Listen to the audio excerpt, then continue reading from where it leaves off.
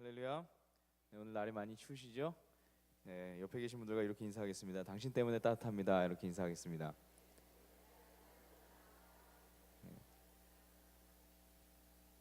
네, 서로 서로의 온기와 서로 서로의 사랑의 그 마음들이 있어서 우리가 좀 따뜻해지는 그런 하늘빛 교회 되었으면 좋겠습니다. 아멘. 네, 자신의 기대와 다른 일을 경험할 때 사람들이 당황을 합니다. 뭐 예를 들어서 맛있는 집이라고 소문이 나서 가는 경우가 많이 있지 않습니까? 근데 가서 밥을 먹었는데 맛이 없는 거예요. 생각보다 내가 집에서 해 먹는 게 더 맛있거나 이러면 좀 당황할 때가 있죠. 또 커피가 맛있다 그래서 갔는데 커피가 맛이 없을 때 그때 또 당황할 때가 있습니다. 또 좋은 사람이라고 소개를 받았는데 그러지 않다고 내가 느꼈을 때 그때도 우리가 당황을 할 때가 있습니다. 또 시험을 잘 본 줄 알았는데 막상 결과를 보니까 잘 보지 못한 거예요. 오늘 이제 수능 결과가 공개된 날이라 그러는데 오늘 많이 당황하는 친구들이 있지 않을까 걱정되는데, 네, 막상 결과를 안 받아보니까 내가 예상했던 결과들이 잘 나오지 않았을 때 그때 우리는 좀 당황을 할 때가 있습니다. 제가 인도네시아에 있을 때 교회 본당 공사를 했었습니다. 근데 그 당시 이제 제가 인도네시아 공사 담당자들이랑 생각이 맞지 않아서 좀 고생을 했었어요. 말도 잘 안 통하는데 이분들이 몇 월 며칠까지 이제 스피커를 갖다 주고 뭐 앰프를 갖다 주고, 제가 그 당시 이제 방송이랑 이쪽에서 조금 관여를 했었었는데 그런 것들을 이제 갖다 주고 해야 되는데 갖다 준다고 계약할 때는 그렇게 이야기를 하더니 막상 되면은 뭐 그 당일날 돼서 전날까지도 된다 그러더니 당일날 돼서는 안 된다고 이렇게 얘기하는 경우가 계속 있었어요. 그러니까 저는 조금 마음이 좀 불편하더라고요. 그래서 때로는 이제 화도 내기도 하고 막 그렇게 했는데 어, 그런 제 모습을 보면서 그곳에 사업을 하시던 그 사업가 집사님께서 저에게 이렇게 이야기를 해주셨습니다. 죄송합니다. 인도네시아 사람들과 한국 사람들 간의 그 생각의 차이를 보여주는 그런 이야기인데요. 이분이 이제 자신의 이야기를 하는데 그 지방에 일을 보러 가기 전에 이제 지방이 머니까요. 우리로 치면 뭐 부산에 일을 보러 간다. 그러면은 부산에 있는 그 현지 직원에게 미리 이야기를 합니다. 뭐 차도 예약해놔야 되고 호텔도 예약해놔야 되고 만날 그 사업 파트너들과도 미리 연락을 다 해놔라 이렇게 이야기를 해놓습니다. 그러면 이제 곧 이어서 이제 연락이 온대요. 그래서 지금 다 준비됐으니까 사장이 오시라고 그렇게 연락이 옵니다. 그럼 이분이 이제 정말 다 준비되는 게 맞냐 그렇게 다시 재차 물어요. 그러면은 이 현지 직원이 다 됐다고, 걱정하지 말라고. 그 인도네시아 말로는 이게 수다 그러거든요. 수다, 수다 이러면 다 됐다라는 뜻이에요. 이미 다 끝났다 이런 뜻입니다. 수다 이렇게 딱 얘기를 합니다. 그러면은 이제 이분이 이제 비행기를 타고 이제 현지로 들어가요. 현지로 들어가서 이제 딱 공항에 도착을 하면은 다 됐다라고 했는데 사실 아무것도 안 돼 있는 거예요. 차도 이제 그제서야 이제 예약을 하게 되었고 호텔도 이제 마찬가지고요. 그리고 만나려고 하는 그 사업 파트너들과도 그제서야 이제 막 연락을 하면서 이제 약속을 잡기 시작을 하는 거죠. 그래서 실망이 이망저망이 아니었습니다. 그거 갔다가 그냥 돌아올 수는 없잖아요. 한참 이제 이 직원들을 혼내기도 하고 막 이렇게 하면서 그렇게 이제 사업을 했었는데 그러다가 이제 몇 차례 이제 그런 일들을 경험하고 나니까 이분도 이제 요령도 생기고 이제 어느 정도 이 인도네시아 사람들에 대한 이해도 이제 생기기 시작했어요.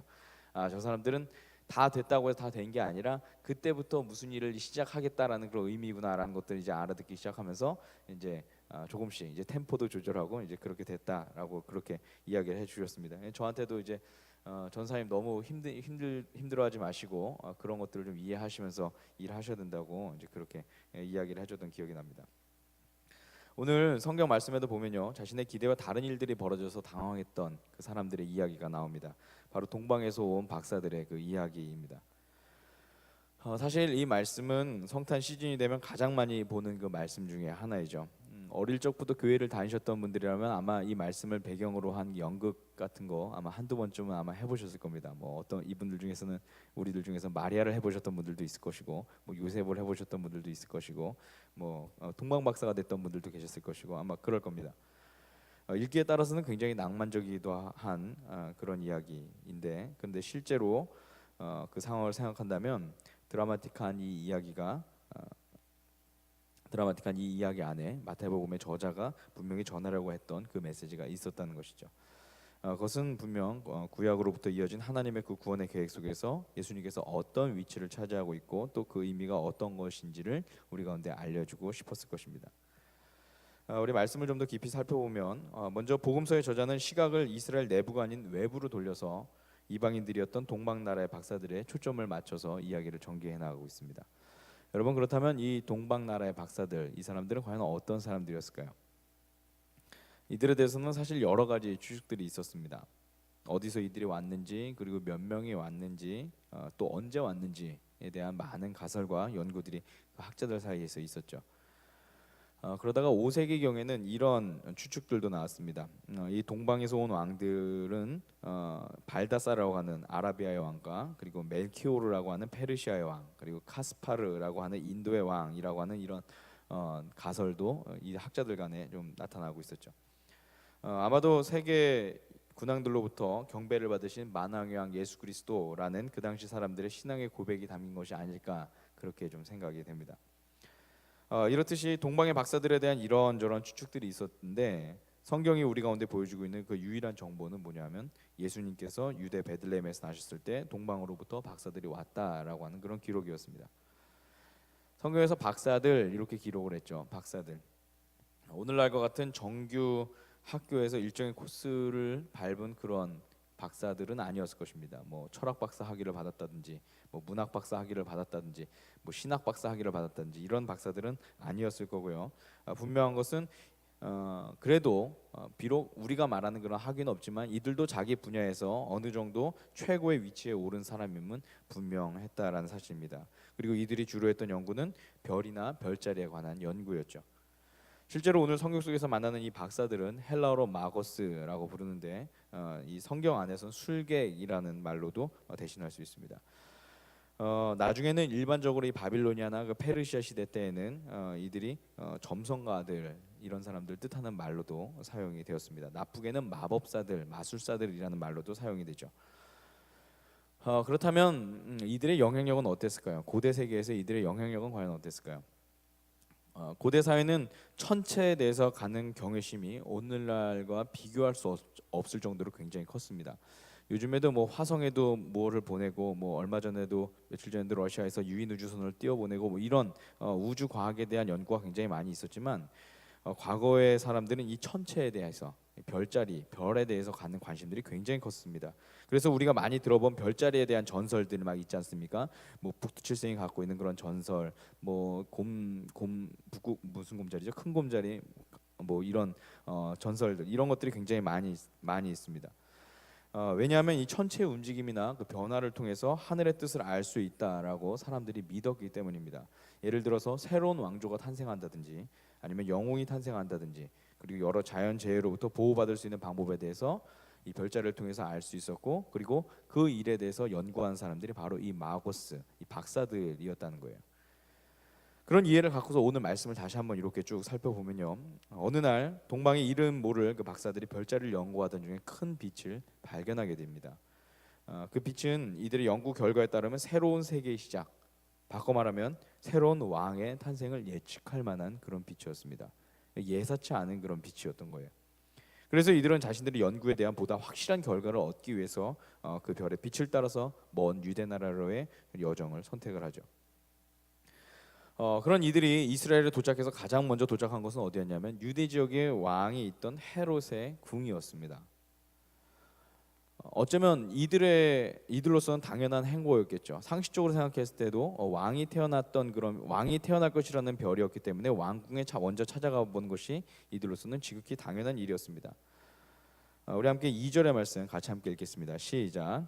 유대인의 왕으로 나신 이가 어디에 계십니까? 우리가 동방에서 그의 별을 보고 그에게 경배하러 왔습니다. 이들은 너무도 당연하게 왕궁에 가서 왕으로 태어나신 사람이 누구입니까? 혹시 이 왕궁에 왕자가 태어났습니까? 라고 하면서 그렇게 축하의 말과 함께 그 왕궁을 찾아갑니다. 이들은 아마도 별자리에 대해서 굉장히 잘 알았던 것 같아요. 그런데 당시 정치적인 상황 또한 하나님의 구원의 역사에 대해서는 그런데 잘 몰랐던 사람들이었죠. 그래서 무작정 헤롯에게 찾아갔는데, 문제는 뭐냐면 바로 그 시점부터 이 문제가 시작이 됩니다. 당연히 있을 것이라고 생각했던 유대인의 왕, 즉 그리스도가 그곳에 태어나지 않은 것이죠. 동방 박사들로서 굉장히 당황했겠죠. 잔뜩 기대하고 갔는데 아무 일도 일어나지 않았어요. 자신들이 별자리를 잘못 본 것인가? 자신의 명성이 금이 간 것인가? 이렇게 생각할 수도 있습니다. 그런데 그런 그 당황스러움은 당시 헤롯과 예루살렘에도 굉장히 큰 충격을 주었다고 3절의 말씀은 우리 가운데 그렇게 기록하고 있습니다. 그리고 이어진 헤롯 일당들의 그 모이는 엄청난 희생을 불러왔다라고 성경이 우리 가운데 또 보여주고 있죠. 저는 오늘 이 말씀을 이렇게 묵상을 하면서 오늘 우리에게도 동방박사들의 행보와 동일한 일들이 일어나고 있지 않은가 생각을 해보게 됩니다. 당연하다고 생각한 그곳에 예수님이 계시지 않은 것 말이죠. 여러분, 예수님이 잘못하신 걸까요? 예수님이 잘못 태어나신 걸까요? 그렇지 않습니다. 우리가 예수님에 대해서 잘못 알고 있었기 때문이죠.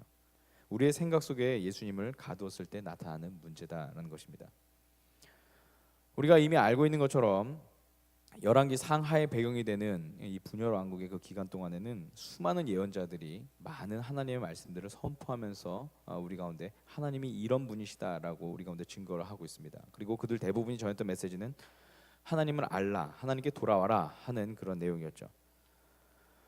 그렇다면 이들이 이방인처럼 이 남유다 백성들과 북이스라엘 백성들이 이방인들처럼 하나님을 알지 못했기 때문에 이 선지자들이 예언자들이 그런 말들을 전했을까요? 그렇지 않습니다. 이들은 스스로 하나님을 잘 알고 있었고 그리고 늘 하나님 앞에서 예배한다고 굳게 믿었던 그런 사람들이었습니다. 그래서 이들은 예언자들의 그 소리에 헛소리라고 생각하면서 그들을 멸시했죠. 이미 자신들은 성전을 바라보고 있고 그리고 예배도 하고 있는데 무슨 소리냐라고 하면서 말이죠. 우리가 지금 묵상하고 있는 예레미야 예언자의 이야기 가운데서도 그런 이야기가 나오고 있습니다. 그런데 사람들의 그런 모습들은 예수님께서 활동하시던 그 당시에도 마찬가지였습니다. 크게 예수님의 삶 전체를 보면요, 예루살렘으로 상징되는 종교, 정치 지도자들과 예수님과의 충돌을 계속해서 우리가 볼 수 있습니다. 그럼 여러분, 왜 충돌이 일어났을까요? 유대인들이 계속해서 본인들이 있는 곳에 하나님께서 계시다고 우겼기 때문입니다. 당연히 자신들이 하는 종교 의식이나 제사들이 하나님이 좋아하시는 것이다라고 이들이 생각을 했던 것이죠. 그리고 그것에 끊임없이 집착을 하면서 그 밖의 삶에 대해서 사람들이 멸시하기 시작했고 선을 긋기 시작했고 들어올 수 없는 곳이라고 막았고 이런 모습들이 이 당시 종교 지도자들과 그리고 제사장들에게 나타났던, 정치인들에게 나타났던 그런 모습들이었습니다. 그런데 예수님께서 그들 가운데 오셔서 그들이 있는 곳에 하나님께서 계시지 않다라고 말씀을 하셨죠. 예수님의 이 말씀은 당시 종교 지도자들에게 굉장히 큰 분노를 일으켰습니다. 당연히 하나님은 성전에 계시고 당연히 하나님은 자신들이 철석같이 믿고 있는 모세의 율법 가운데 계시며 자신들이 만들어 놓은 종교 행위 가운데 계신 것이 분명한데 예수님께서 그것을 부정했으니 말입니다. 그래서 이들은 예수님께 화를 내고 예수님을 모함하고 핍박하고 더 나아가서 예수님을 십자가에 못 박기까지 합니다. 하나님에 대해서 가장 잘 알고 있다고 믿었던 이들이 하나님께서 보내신 그분의 그 독생자를 십자가에 못 박았던 것이죠. 그럼 여러분, 이 일이 비단 유대인들만의 이야기일까요? 아닙니다. 사실 오늘 우리의 삶 가운데에서도 마찬가지입니다.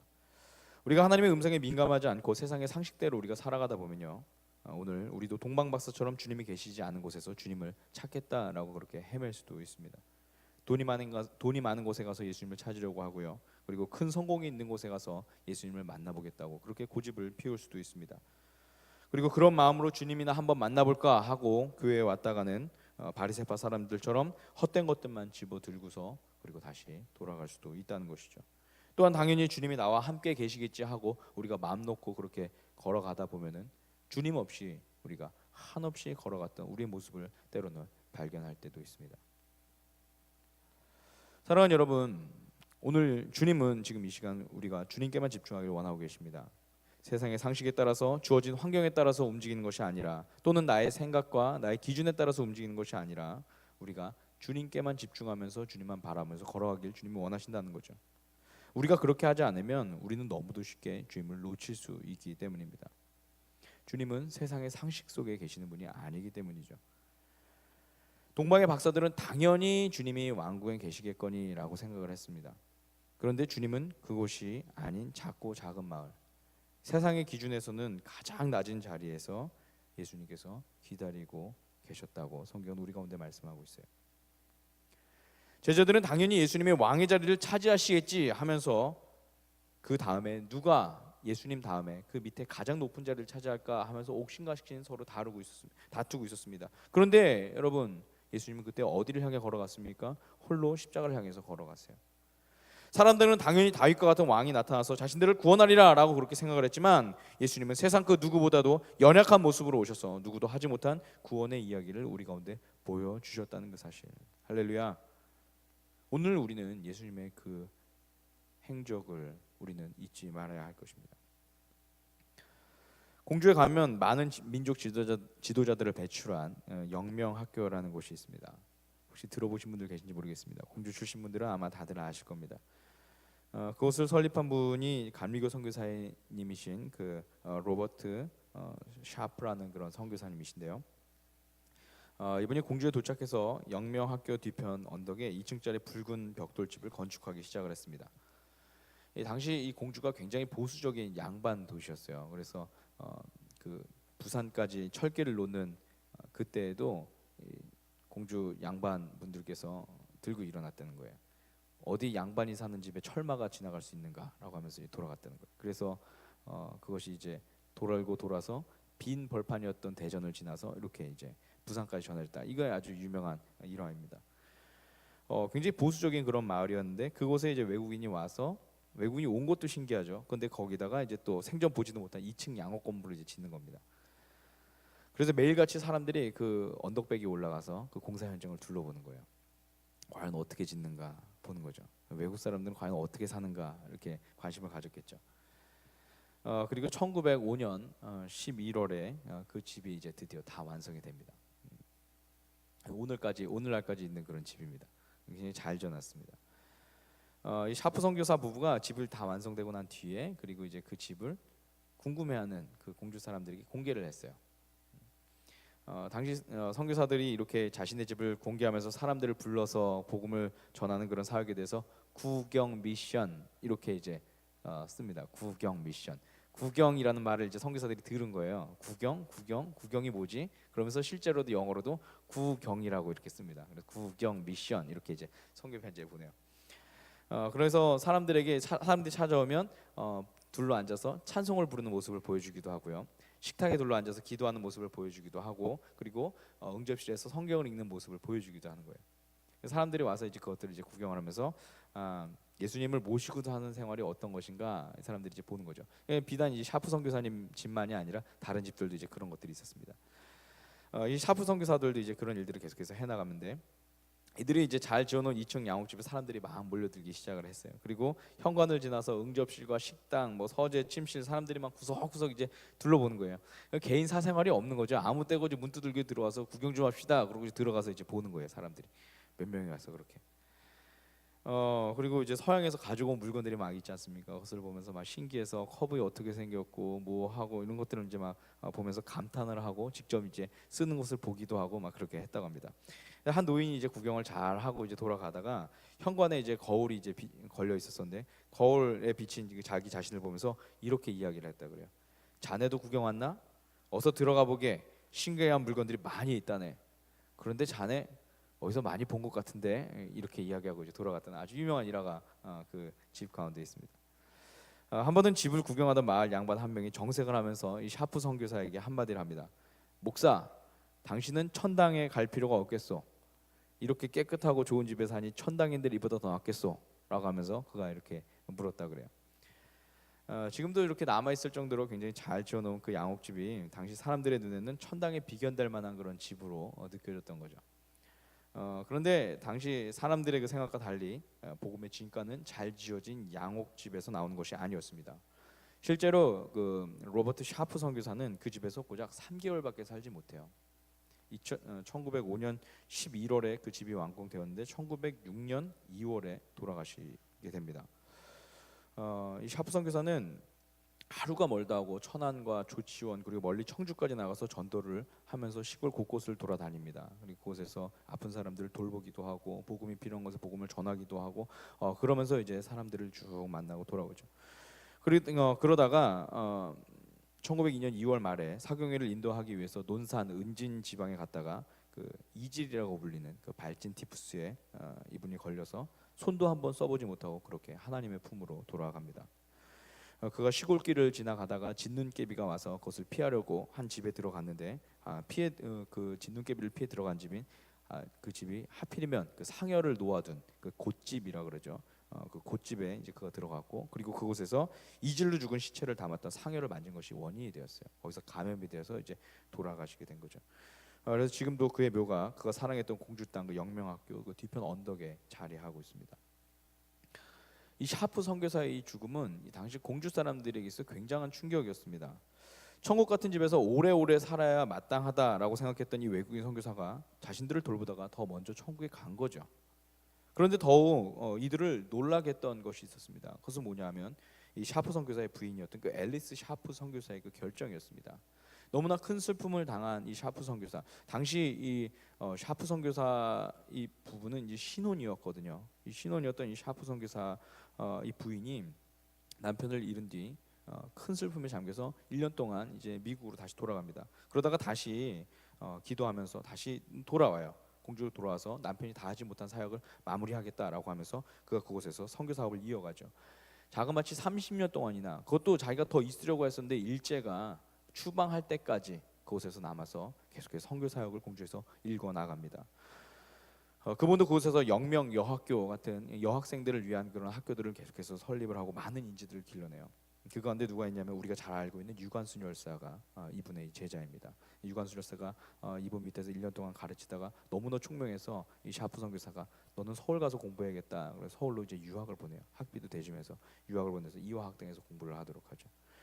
뭐 유관순 열사도 그렇고요. 중앙대학교 설립자인 임영신 씨, 그리고 한국인 최초 여자 목사인 전밀라, 그리고 여성교육자 박화숙, 그리고 한국인 최초 여자 경찰서장이었던 노 마리아 같은 분들이 이 영명여학교 출신이었고, 이 샤프 선교사님을 통해서 계속해서 길러졌던 그런 인재들이었습니다. 그래서 이런 샤프 선교사님을 공주 사람들이 이렇게 부릅니다. 사에리시라고 부릅니다. 사에리시. 어떤 뜻이냐면 사랑의 이치를 베푼 부인이란 뜻이에요. 공주 사람들은 사에리시 선교사님 이렇게 불러요. 사랑의 이치를 베푼 선교사님 이렇게 말이죠. 선교 초기에 공주 사람들은 높은 곳에서 하나님을 만날 수 있다라고 그렇게 생각을 했습니다. 좋은 집에 살고 있기 때문에 하나님과 가깝다고 이들이 생각을 했죠. 그런데 선교사님들이 보여준 삶은 그렇지 않았습니다. 이들은 더 낮은 곳에 하나님이 계시다고 그들에게 몸소 보여주셨어요. 당신들이 머물고 있는 시골 작은 방 안에 하나님이 계시다라고 이들은 말씀하면서 그곳을 찾아가요. 당신들이 버려둔 그 약한 병자에게 하나님이 함께하고 계신다라고 하면서 그들에게 찾아갔던 거죠. 예수님께서 이 땅 가운데 오셨을 때도 마찬가지였습니다. 사람들은 잘 지어진 성전 그리고 높은 자리에서 하나님을 만나겠다고, 그곳에 하나님이 계시다라고 그렇게 이야기하면서 나아갔지만, 그런데 예수님은 우리를 위해서 더욱 낮은 자리를 자처하셨다는 사실. 오늘 우리는 이 사실을 잊지 말아야 할 것입니다. 우리 다시 말씀으로 돌아가서 동방박사들의 여정을 다시 한번 살펴보죠. 헤롯의 왕국에 찾아갔다가 헛걸음을 친 이 동방의 박사들은 왕국을 나와서 다시 그들을 인도하던 그 큰 빛을 발견하게 됩니다. 그리고 이번에는 그 빛을 놓치지 않고 집중해서 따라갑니다. 그렇게 어딘지도 모를 곳을 정처 없이 그렇게 따라가다가 그곳이 그 별이 멈춘 곳에 그들이 도달했을 때 이들은 베들레헴의 허름한 처소에서 왕자의 신분이 아닌 낮은 자의 신분으로 이 땅에 오신 예수 그리스도를 만나게 됩니다. 여러분은 얼마나 마음이 깊었을까요? 그들의 인생이 어떻게 바뀌었겠습니까? 성경은 이들이 자신들의 나라로 돌아갈 때까지 하나님의 말씀을 듣고 갔다라고 그렇게 우리에게 전하고 있습니다. 할렐루야. 우리 함께 마태복음 2장 12절의 말씀 같이 함께 읽겠습니다. 그리고 그들은 꿈에 헤롯에게 돌아가지 말라는 지시를 받아 다른 길로 자기 나라에 돌아갔다. 아멘. 사랑하는 여러분, 주님의 탄생을 기억하면서 다시 오실 주님을 기다리는 우리 강림절 첫 주, 이 한 주간을 우리가 지금 지나가고 있습니다. 세상을 밝히는 촛불 하나가 켜졌고요. 주님께서는 우리 마음 가운데서도 촛불 하나를 켜기를 원하고 계세요. 그런데 그 촛불은 높은 곳을 향해 가는 촛불이 아니라 세상의 어두운 곳, 세상의 낮은 곳, 주님이 계시는 곳을 향해 가는 촛불이기를 주님이 원하고 계십니다. 여러분, 오늘 이 시간 우리가 있는 자리를 한번 좀 점검해 봤으면 좋겠습니다. 우리가 하는 기도를 한번 점검해 봤으면 좋겠어요. 우리가 바라는 소망을 한번 점검해 봤으면 좋겠습니다. 오늘 우리는 주님과의 만남을 좋은 집, 좋은 상황, 좋은 열매들, 좋은 결과들, 높은 자리, 이곳에서 우리가 주님을 찾고 있는 것은 아닙니까? 그것이 당연하면서도 상식적인 일이라고 그렇게 우리가 믿으면서 오히려 그곳을 향해서만 가고 있는 거 아니냐 말이죠. 우리 자녀들에게, 우리 가족들에게 또는 우리 이웃들에게 하나님을 만나려면 더 많이 해야 돼. 더 좋은 것을 막 해야 돼. 이런 것들만 우리가 강요하고 있는 것은 아니냐 말이죠.